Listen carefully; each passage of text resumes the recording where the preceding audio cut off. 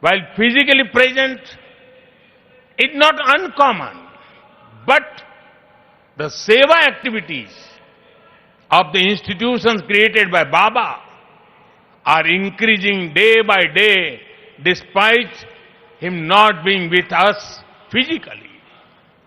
This shows that the impact of truly great souls does not decrease with time, it actually grows. साथियों, श्री सत्य साई बाबा का संदेश केवल पुस्तकों और प्रवचनों और आश्रमों की सीमाओं में नहीं रहा है। उनकी शिक्षा का प्रभाव लोगों के बीच दिखता है। आज भारत के शहरों से लेकर छोटे गांवों तक, स्कूलों से लेकर आदिवासी बस्तियों तक संस्कृति, शिक्षा और चिकित्सा सेवा का एक अद्भुत प्रवाह दिखाई देता है। बाबा के करोड़ों अनुयायी बिना किसी स्वार्थ के इस काम में लगे हैं।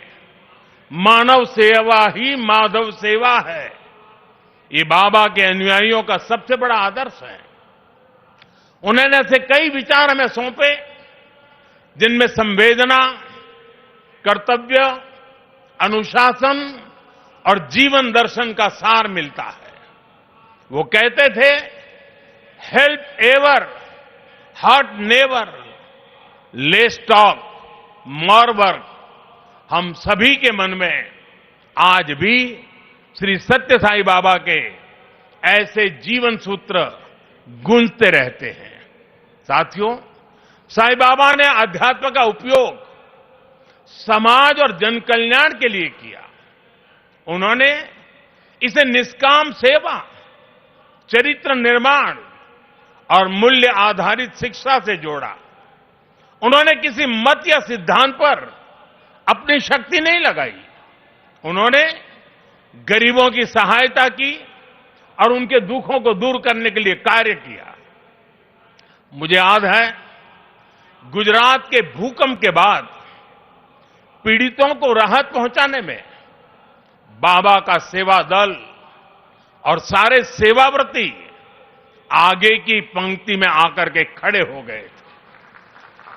उनके अनुयायी पूरी निष्ठा से कई दिनों तक सेवा में जुटे रहे। उन्होंने प्रभावित परिवारों तक सहायता पहुंचाने, आवश्यक सामग्री उपलब्ध कराने और मानसिक सामाजिक सहयोग देने में महत्वपूर्ण योगदान दिया। साथियों, एक मुलाकात में अगर किसी का हृदय पिघल जाए, किसी के जीवन की दिशा बदल जाए, तो इससे उस व्यक्ति की महानता का पता चलता है। आज यहां इस कार्यक्रम में भी हमारे बीच ऐसे कई लोग हैं जिन पर सत्य साई बाबा के संदेशों का गहरा असर हुआ और उनका पूरा जीवन बदल गया।